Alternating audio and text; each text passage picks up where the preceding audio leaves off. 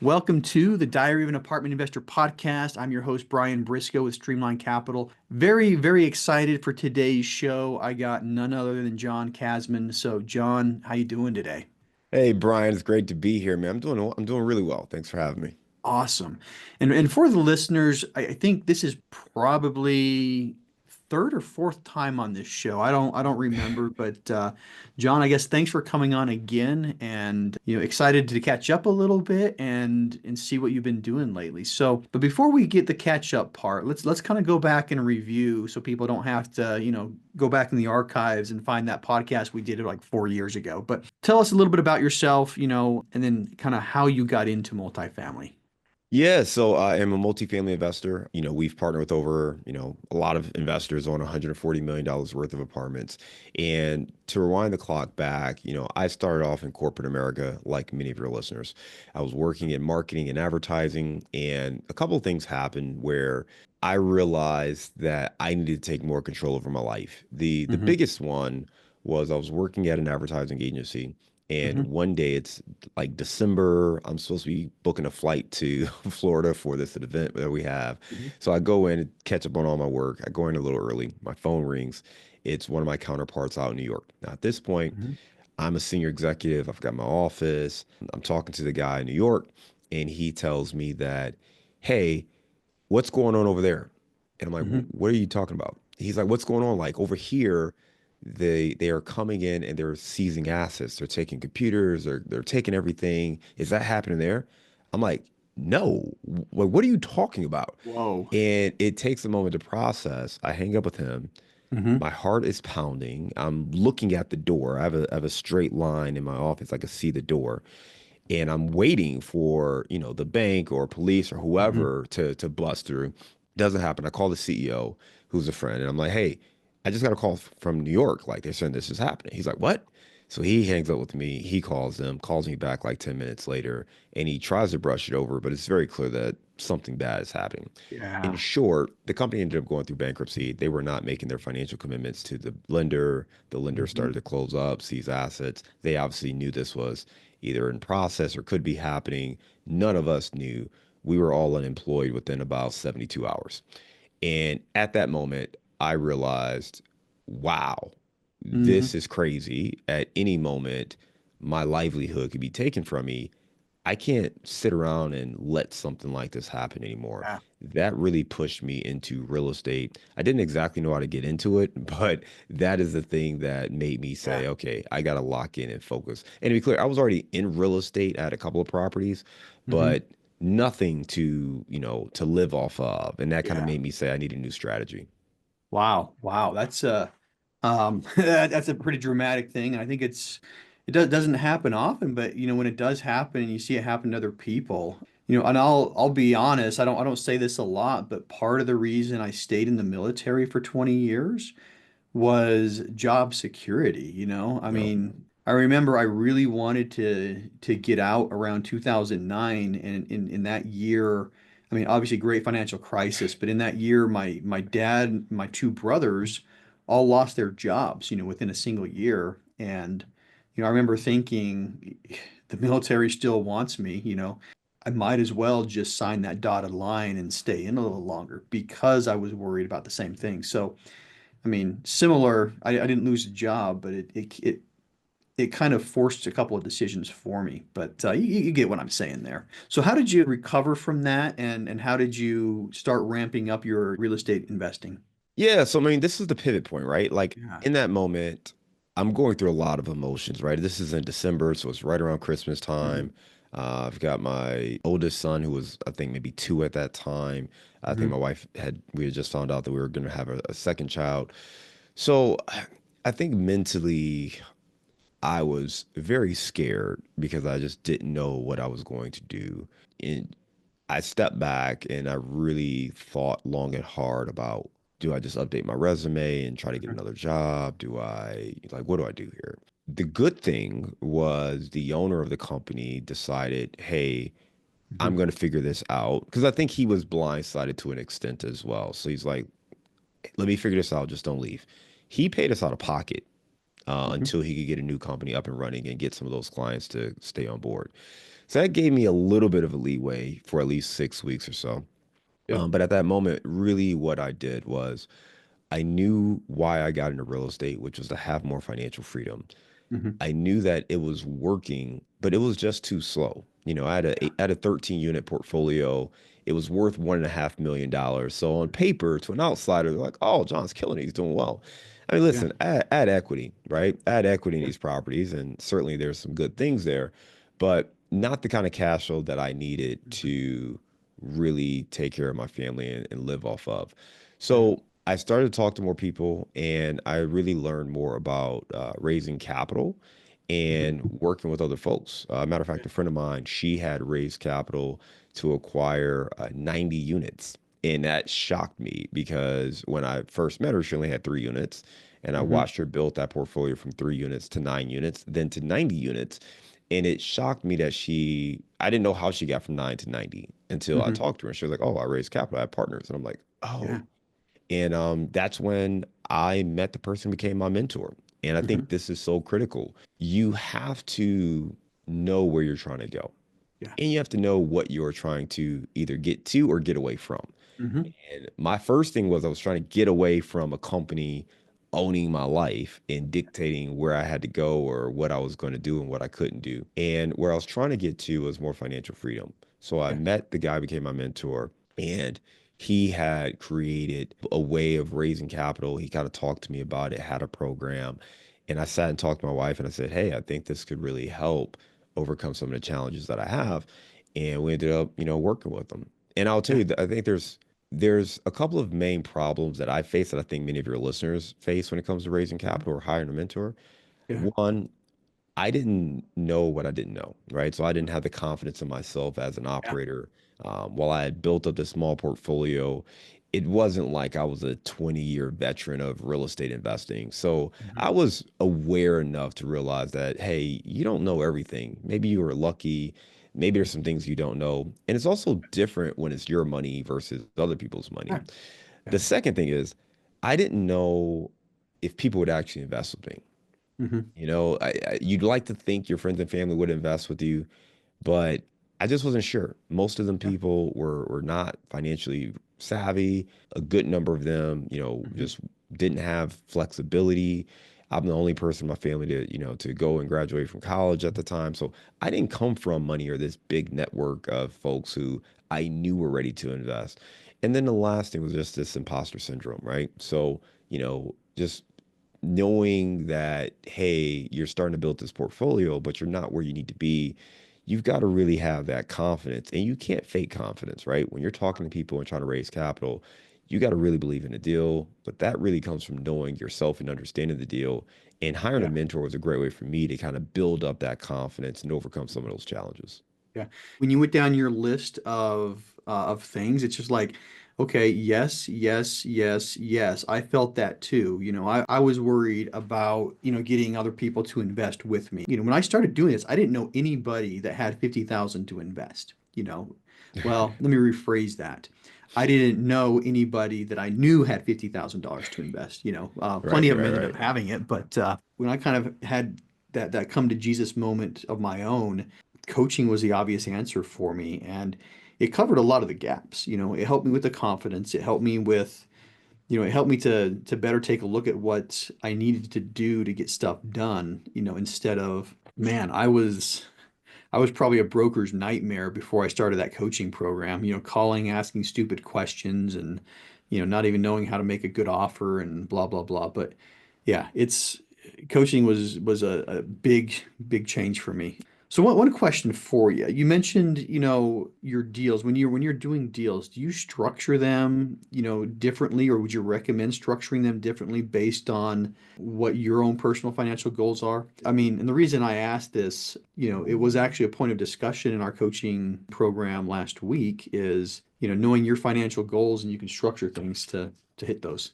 That's a great question. So, the short answer is no. Mhm. However, I think a different way of approaching it is structuring your deal criteria based around your investing goals. Mhm. So let's just say you want to make $100,000, right? Or most people say something to the effect of, hey, if I just had $10,000 a month, I could Mhm. cover most of my expenses, right? So if that's your goal, then you need to kind of reverse engineer, well, how do you get to $10,000 a month? Okay, Mhm. that could be $120,000 a month, acquisition fee. So a one-time fee that you get, that could be, asset management fee or property management fees Mhm. of $10,000 a month.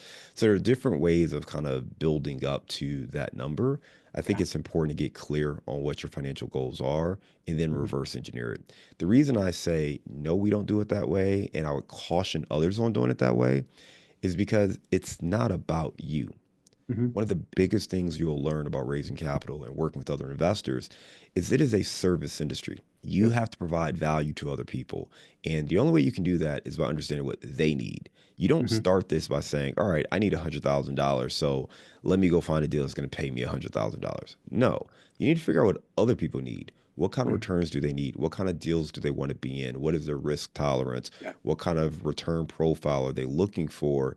And then you go find those deals. Now, in the structure, you may say, okay, hey, can I give them this and maybe I take a little bit more on the back end, or can I take a little bit more on the front end, get a little more on the back end? Maybe I forego acquisition fee. You can get into the weeds on all of that as much as you want, but the biggest thing is understanding what other investors are looking for and structuring the deals accordingly. Yeah, nice, nice. When we were talking about it, and I just curious your thoughts, and I like the points you bring up.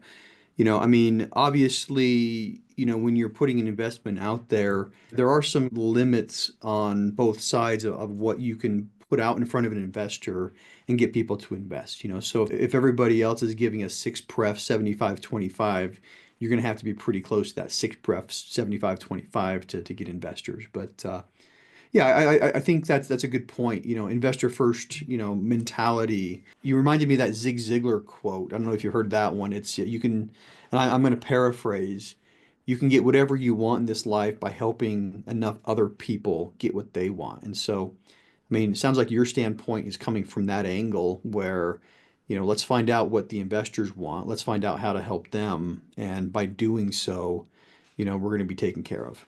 Yeah, that's exactly it, right? Yeah. Because to your point, if you can figure out what other people are looking for, well, now all you have to do is go and bring it back to them. I mean, Mhm. it's a tactic that folks use in sales, and I don't really like the word tactic, but if you think about sales, one of the great things is to understand what someone's looking for. What problem are they trying to solve for? And if you understand those things, now if you have a product or a solution for them, it's easier for them to see how there's a fit.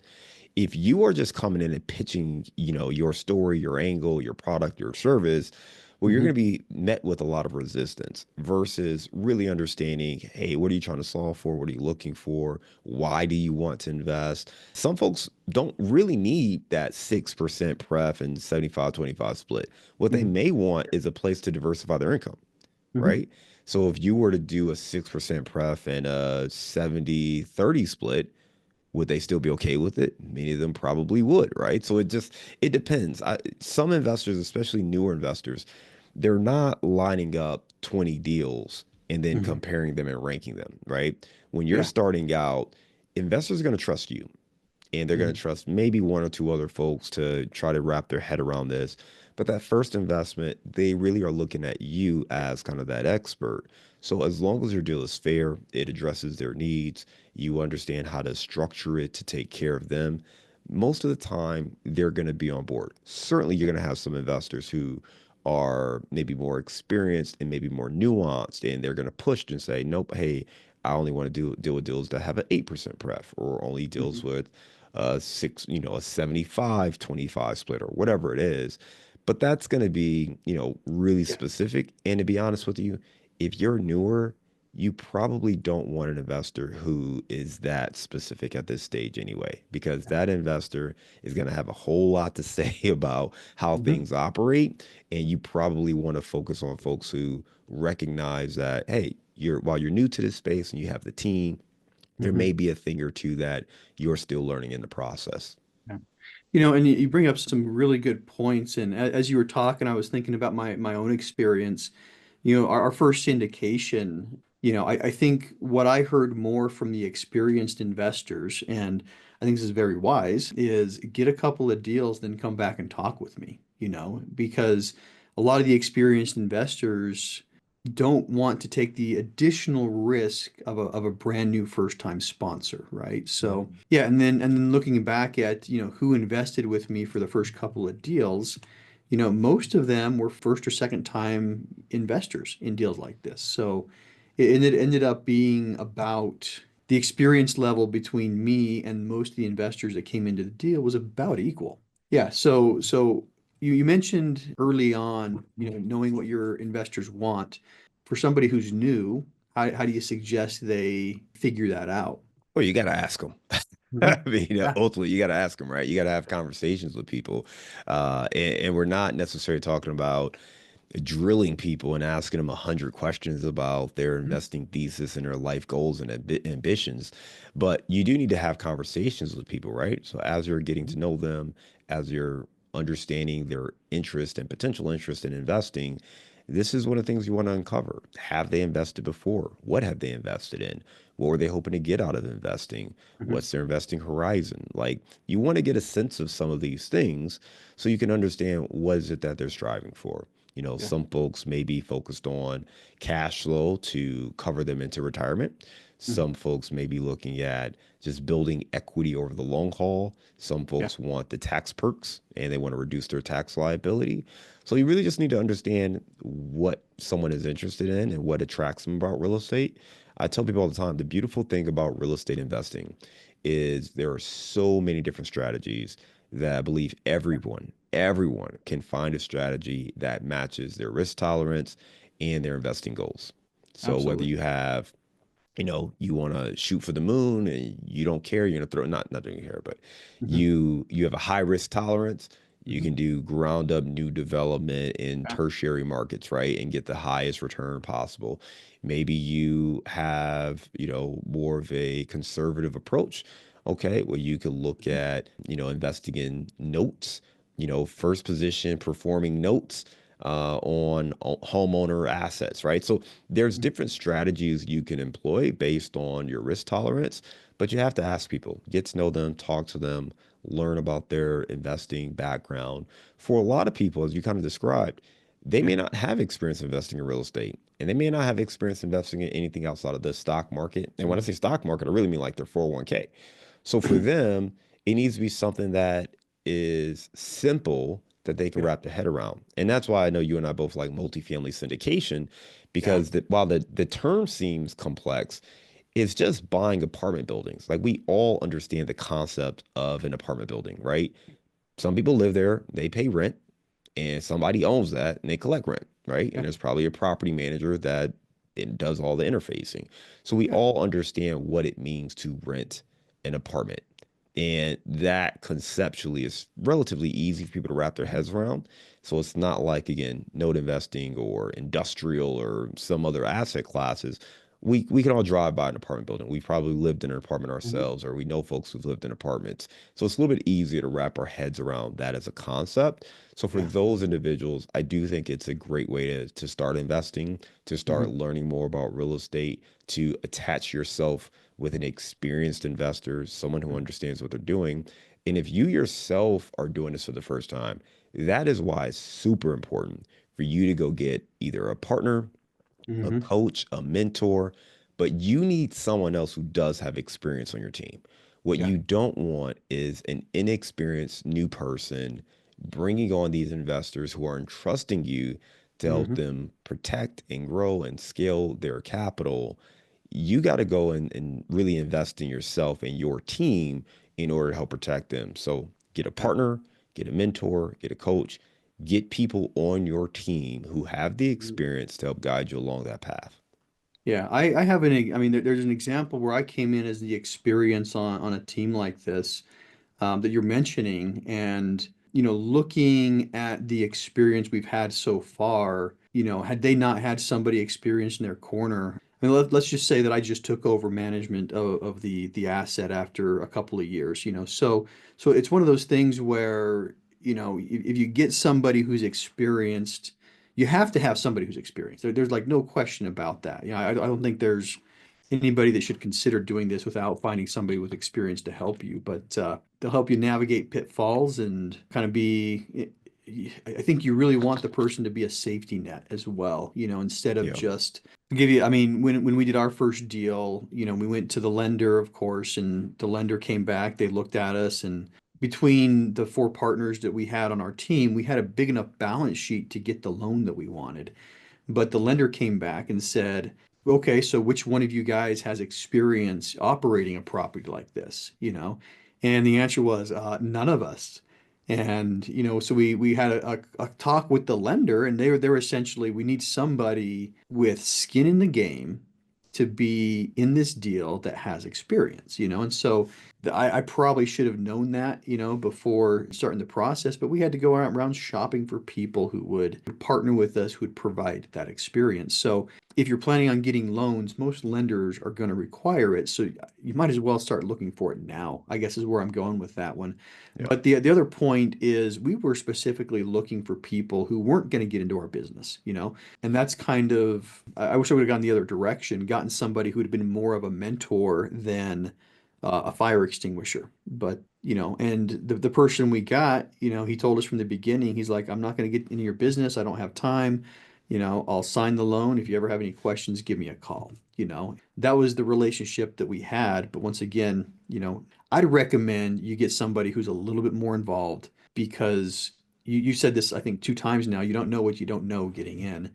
And oh my goodness, we didn't know a whole lot on that property. And we made a lot of mistakes. I think the other thing too is like it's an industry that's always evolving. Hmm. So even if you think you do know a lot, there's so much more that you're going to learn. And that's one of the things that you have to come to grips with. You are never going to know it all. And that's okay.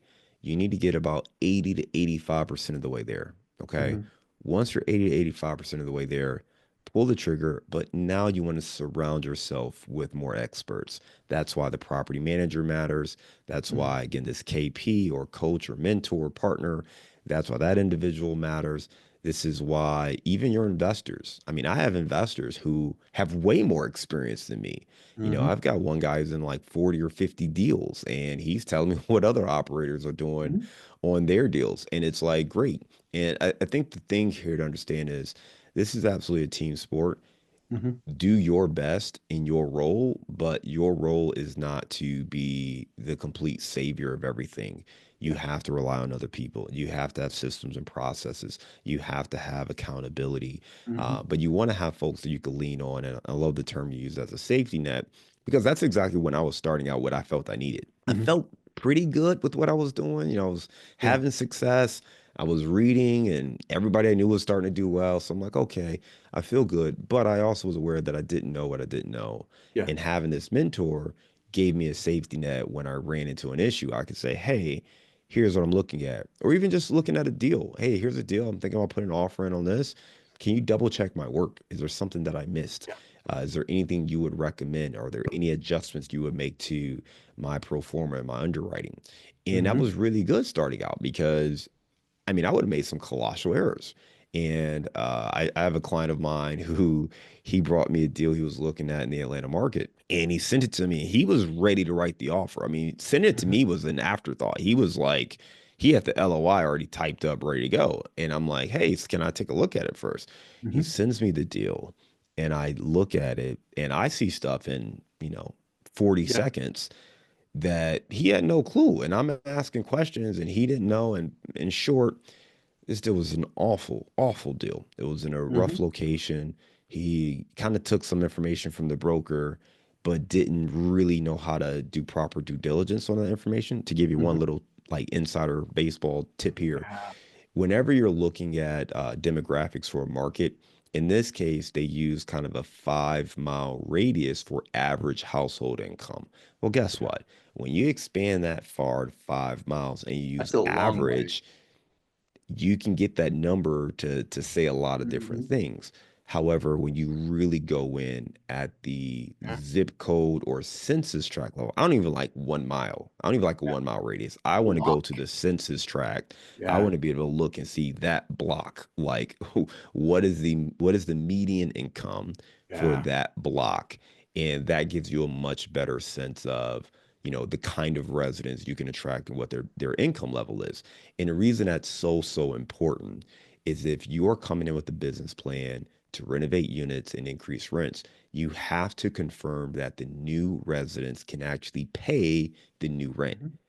Yeah. That's what we're trying to gauge. That's a vital component to the business plan. His business plan, he thought the income was at one level. It wasn't once we dug in deeper, and he ended up not doing that deal. But that was something I was able to help him with in less Mhm. than a minute. And we just kind of spent the next 5 minutes confirming all that. But within a minute, I saw that red flag. And that's why it's so important to have someone on your team, right? Yeah. You don't want to be under contract and then figure this out later and maybe burn a bridge with the broker, or even worse, you acquire the asset, you make the renovations, you're trying to push rents, and now you're wondering why you can't find qualified tenants at this new rent rate. So having the right people in your corner is there as a safety net, but also to help you cut down that learning curve. I had a very similar example. Somebody sent me a deal saying, "Hey, this is a screaming good deal." It happened to be, I mean, it happened to be very close to home, and I invest in the Salt Lake Metro, and the deal was tagged as a Salt Lake deal, right? And turns out it was not necessarily in Salt Lake. It was on the west side, which is not very good. And when I dialed into this, the price looked good, the rent projections. When you looked at what the broker put on that OM, it's just like, oh my gosh, this thing is going to be a crazy good deal. And then we get to location, you know, and this is coincidence, if you can find somebody who went to school, this apartment complex was on the bus route between my house and my elementary school. All right. 4 blocks from my elementary school, 6 blocks from the house I grew up in, and I'll tell you, there's a reason why my parents moved out of that neighborhood in 1985, right? And that neighborhood hasn't gotten a lot better, but I had somebody who sent that to me and said, I'm really excited about this. Should we make an offer on it? And after a 20-minute call, I kind of showed them, hey, hop on Google Maps, hop on this, hop on that, so yeah, 100%, it's something that you absolutely need to have in there. One of the biggest mistakes that I've made, and I've unfortunately I've made it more than once, is buying properties without a really good understanding of neighborhood dynamics. The properties that have been hardest to manage are the ones that we've made that mistake on. But yeah, anyway, having somebody who can look over your shoulder, who can double check that, and if you're extremely lucky, it's somebody who lived on that block. But doesn't happen very often. Yeah, so. But still, it was still fun for me to, go through and relive some of my childhood days. It's Um, it's incredible though when you have that knowledge. I mean, I remember someone sent me a deal to. I grew up in Cleveland, so I went to mhm. Cleveland Heights, and someone sent a deal in Cleveland Heights. And I'm like, I could call my dad and have him go look at this property for you like in 5 minutes if you if you really want. Yeah. But it's always cool when you have that knowledge. And to your point, I think one of the biggest challenges as new investors is, and not just new investors, all investors, like we're so optimistic. Hmm. We see the possibilities. What could Hmm. be? Oh, I can make this property, do great, right? I can renovate this, I can do that, I can increase rents, I can make this thing worth that. And sometimes what happens is we need a dose of reality, just really understanding the reality of the situation. Why hasn't the current owner done these magical things that you think you can do? And sometimes it's because they don't need to. They're going to make their Hmm. money, right? When I Yeah. look at a property and you tell me someone's owned it for 20 years, I know why the guy didn't do it because he's not Yeah. going to, he's like, for what? The property's paid for. It's a Hmm. cash cow. Why would I spend 5,000 just to make an extra $200 a month? Yeah. Like, no, I'm not going to waste $5,000. Like, I'm already making this. I'm Yeah. not going to spend more money on that. So that makes complete sense. But you have to Mhm. just be cautious when making these investments because sometimes it's a Hmm. nightmare and it's a problem, and you don't want to just get the next person's, so the last person's problem as well. Yeah. One of to your point, we've successfully bought properties from the owner operators who have just been kind of tired and things have gone very well, and that's a good point. One of the examples that I mentioned that we bought a property that wasn't in a great area was also in that case, but it was our second acquisition, and so we still didn't know what we didn't know, and the bank actually didn't require us. It was a recourse loan, so they didn't require us to go out and get experience on it. And that's a question that I start asking now. What you said is, if it's such an easy fix, why hasn't the current owner already done it? And when we looked at this particular property, the way the broker pitched it, we walked the property with the broker, and he's just like, yeah, I mean, guys, this property looks great. The owner hasn't done anything to the interiors, fresh coat of paint on the exterior, some minimal work on the inside, and you guys have a cash cow here, but the types of things he was suggesting, once again, if it was so easy to do, why didn't the owner do it already? But yeah, that's a good question to ask, and be honest with yourself on the answer. If it's such an easy fix, why hasn't it been done already? And you may have the case of absentee ownership, but you have to really, really dive a little bit deeper, second and third level analysis before you can really say, yes, that is why it's happening. So Yeah.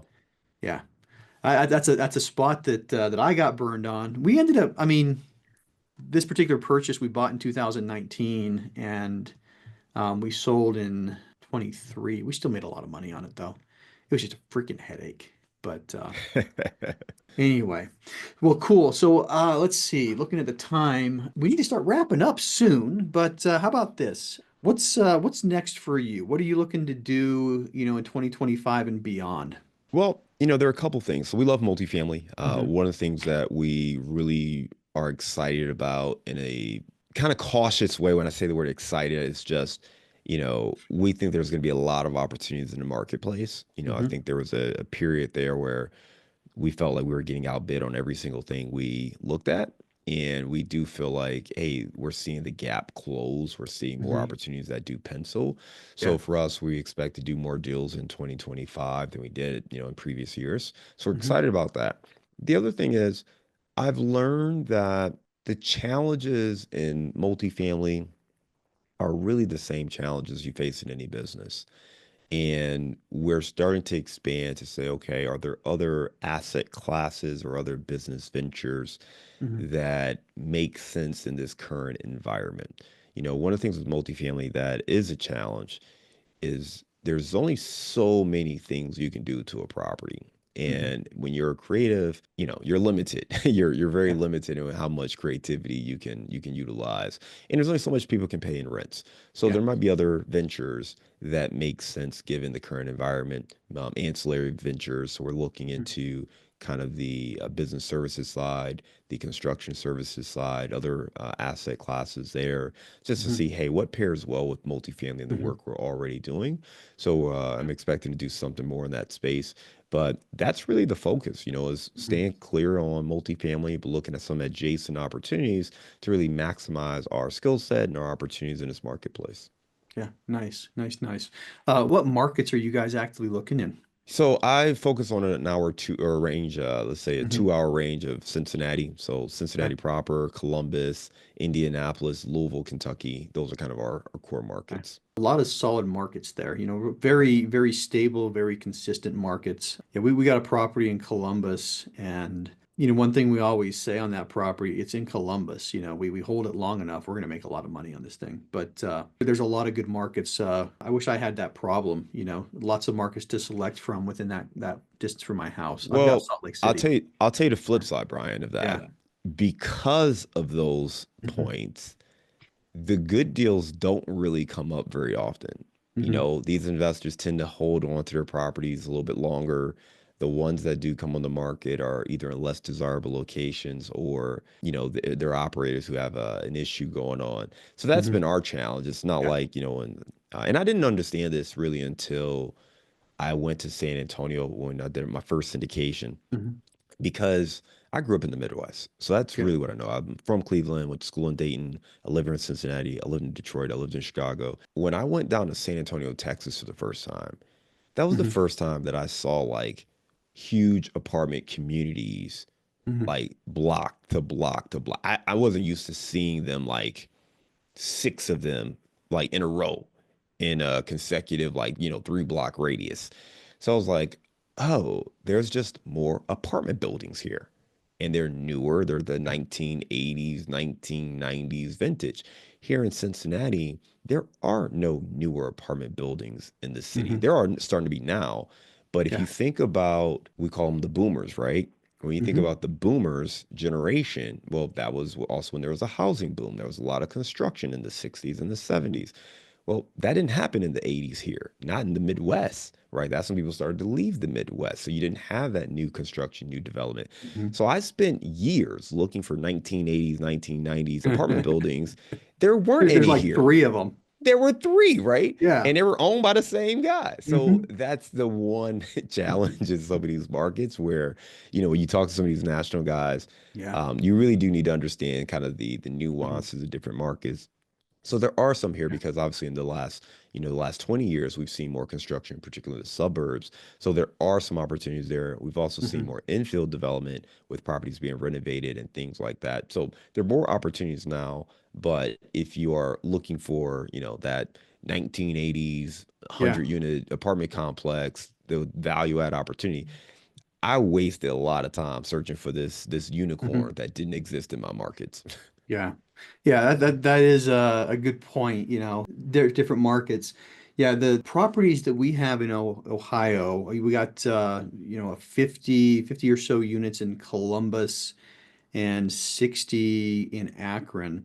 I didn't know the area as well. I don't think I'd ever been to Ohio besides just driving through I-80. But yeah, when we got on the ground and started looking around, that's all the stock that was there. Everything was, 60s built, and we own a couple of 60s built properties. So that's a good point. Something that I talk about a lot is just like the power of focus.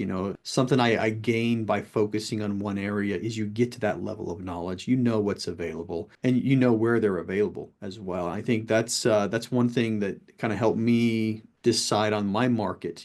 This is like second go round. First go round, I didn't know what I was doing, and we had 9 properties, scattered within a 300-mile radius, but attempt number two to build a multifamily company, focusing on a much smaller area that has enough of what we're looking for, but Yeah, happens to be my hometown, which is awesome. But I love all it. right, cool. So last question. Actually, I got two questions. What advice would you give to somebody who's just starting out? It's awesome. If you are just starting out, build out your team and understand that this is a team sport. And people would always say that. And I would always kind of dismiss it or brush it off. But here's what they really mean. You are not going to succeed by yourself. I don't care who you want to emulate. The most successful apartment investor has a property manager. Hmm. Even if it's your own money, there's someone else you need to be successful. So Yeah. focus on who do you need. There's a great book called Who Not How. Yeah. Who do you need on your team? Okay. Hmm. Coaches, mentors, property managers, brokers. If you need help raising capital, who do you need? Build out your team. That is the most important thing you're going to do. Yeah. Yeah, I 100%, 100% on that one. All right, and last question, how can listeners learn more about you? Yeah, so we're fellow podcasters like you, Brian. So we've got our show Mhm. called Multifamily Insights. You can check that out anywhere you listen to podcasts. And we have a new tool that we are just rolling out now. And I'm really excited, but it's 7 questions to ask before investing in apartments. So if you want to know these key questions that you need to ask, you can check out Sweet. this guide. It is available at our website, casmoncapital.com/7 questions, seven the number. Awesome. Awesome. Now, I think one more thing that I'm going to throw out there, I have a coaching program. John's got a coaching program. If you are in the Midwest, I would say there's no one else that I would trust as a coach, more than John, but I've met a lot of the people that have been in his coaching program. They all have rave reviews of what you do, John, and a ton of respect for you. So I would Thank you, say Brian. anybody, within, where John's looking himself, that couple hour radius, he's a no-brainer for coaching. So go to him before you come to me is all I got to say. But Thank you, Brian. I appreciate that, man. no worries. But just being honest, and that's a great policy to have. So, Well, John, Brian, if yeah, I could too, yeah, just on that point, there's lots of different coaches. Brian and I have our programs. mhm, There's lots of other folks who have great programs. The one thing I always tell people is find somebody who you vibe with, mhm, who you yeah, just you like, good vibe check. It's important, mhm, just make sure you're working with people and not just with coaches, but everybody on your team, right? yeah, And you don't have to be best friends. That's not what we're saying, but you need to make sure that you're comfortable with that individual, that you believe in them to help you get where you need to be. That is yeah, important. So make sure that you are finding somebody and the people on your team that you connect with and you have a good vibe with. That was yeah. critical for me. And honestly, if I didn't find the individual that I worked with, I may not have hired a coach. But we Yeah. had a great vibe and I felt good about it. And that gave me the confidence to move forward. Mhm. And that when I found my coach, I had considered several, but subconsciously, that's what ended up sealing the deal Yeah. for me. Yeah. It wasn't something that I consciously sat down and said, who do I vibe with the best? But you had a lot of I had a lot of different coaches to look at. Talked with a couple of them, and really it came down to their offers and their pricing were all competitive, but really what it came down to is exactly what you said, the vibe part. The coach I ended up getting was very active in the market that I was in as well, which was extremely helpful because when I sent him stuff, sometimes he'd say, "Yeah, we looked at this property too." And that became a little bit of conflict of interest for him. But when you look at the vibe matters. I would say that matters more than location. Location helps, vibe matters. So, Yeah. all right, cool. Hey, thanks, John. We'll put link to the website, all that other stuff in the show notes for listeners. So, John, thanks for coming on the show. Absolutely. Thanks for having me, Brian.